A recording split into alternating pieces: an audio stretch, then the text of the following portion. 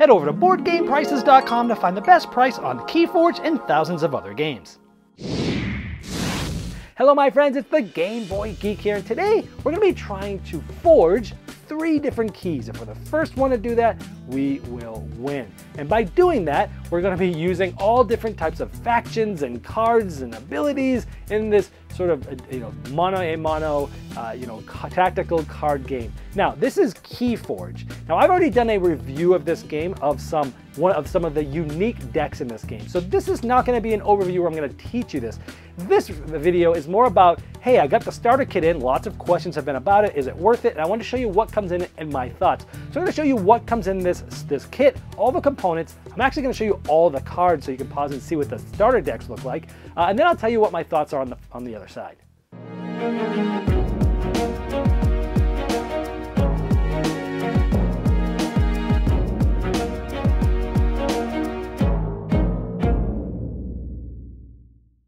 Now, as I mentioned in the intro, this is not going to be a typical overview where I show you how to play the game, because I've already done that in my Keyforge review, which you can see in the description of this video. I've placed a link for that. So here's what the box looks like when you open it up. There's an insert where everything sort of goes down to the bottom here. Has different cards and components and such in there. Let me show you what the box looks like when it's emptied. We'll start looking at the different components and what comes with it. And there you have it. It's sort of a good picture from the top all the way to the bottom, like one big picture. Kind of cool. So it comes with 3 of the different colored keys for each player. It also comes with all the Ember tokens, which matches what you'll see on the cards when getting the Ember. It also comes with all these different damage tokens of 1s, 3s, and 5s. These are all of them, so you can see how many are there of each. And these obviously match the icon that you'll see for damage on the cards as well. You'll also get 2 chain tracker cards and the tokens that help you track where the chains are at for the different players, which makes you draw less cards during your turn. There's certain cards that give you powerful actions that make you get chained sometimes. Now, some of the cards in the game allow you to stun a creature. It does come with 10 stun cards that you'd place on the creatures that are stunned, and it just tells you what it does easily. When that creature's used, it does nothing other than discard the stun card out of there. It also has +1 power cards, 10 of those, because some cards allow you to add power to certain things. So this one would actually get 5 of these +1 power cards added to it. Now this starter set comes with 2 starter decks. Now these are the same starter decks in every single one of these starter sets, but each of them have 3 of the different houses or factions, if you will. So 6 of the 7 are actually represented in both of these decks, and they're made to sort of give you a feel for the game. You can definitely play these starter sets against each other. They're tried to be sort of balanced so that they play well together. And for those interested, here are the deck lists for both of these.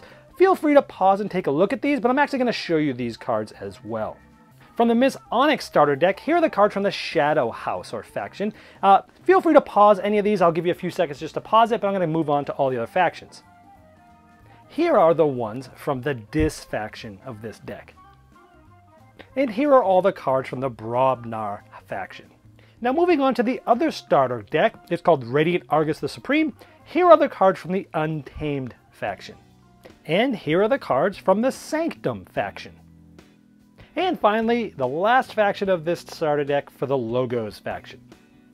Now, in addition to the 2 starter decks that come in each starter set, they're always the same, you do get 2 of the decks that are always unique. And so each of these decks are going to be that crazy, unique deck. So you do get a starter deck each for 2 players, and you get 2 unique decks for 2 players, all in this starter set. Now, I actually took the insert out of mine, and we have the starter deck that was just shown, and I have my 2 decks that I already sleeved that no longer fit into the packs there, and I have 4 of the different, unique packs here, and I put all the components like this. Looks like you could stack quite a few decks in this starter kit box, which is a good storage solution for those that don't already have those different deck boxes that people tend to have that play these style of games. All right, well, there is Keyforge the starter set. Now, again, if you wanted to see my original review on the unique decks that I originally did, I put that link below me in the description of this video. So let's talk about that starter set, because once I put that review up, a lot of people were like, hey, well, cool, you can just play it and make up components, and you don't need to get the starter set. Do you? Save the 40 bucks. Well, let's talk about that, because that starter set, as you saw, comes with 2 unique decks. So right there, the unique decks retail for 10 bucks. So right there, you're getting $20 value, right? Now the starter set retails for 40 bucks. So you're already at half. So you've already paid for half of it just by getting the 2 unique decks. You're also getting the 2 starter decks, which again, each deck is $10. So there's your $40 right there. And on top of that, you're getting all the components to play with it. You're getting the stun cards. You're getting the +1 power cards. You're getting the chain cards. You're getting the tokens to track those. You're getting the ember tokens. You're getting the keys.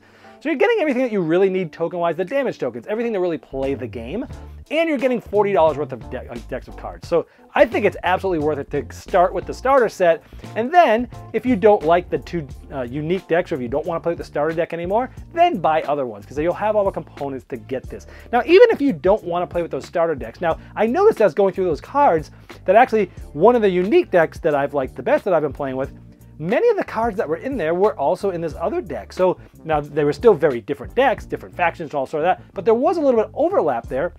So I wouldn't say that these starter decks are things that you couldn't compete with, because again, they're all unique. I think they've been probably balanced so that they play well against each other the way they are, but they're a set deck that everyone gets. And so you can easily just, play that and give someone a starter deck. It's a good way to start learning the game. But again, even if you don't want that, I still think you're getting a good value here. So I hope this helped you kind of figure out with the starter set, should you get one? Should you get just the other decks, or should you get this first? I think you should just get the starter set first, play with it for a little bit, play with the 2 unique decks that get there, and then if you want more, then grab some other decks. This has been the Game Boy Geek, helping you find and enjoy the next board game you'll love. The overview in this video was shot on a Watson model Game Topper. Upgrade every game you play with the ultimate gaming accessory, Game Toppers, shipping now. Check them out at GameToppersLLC.com.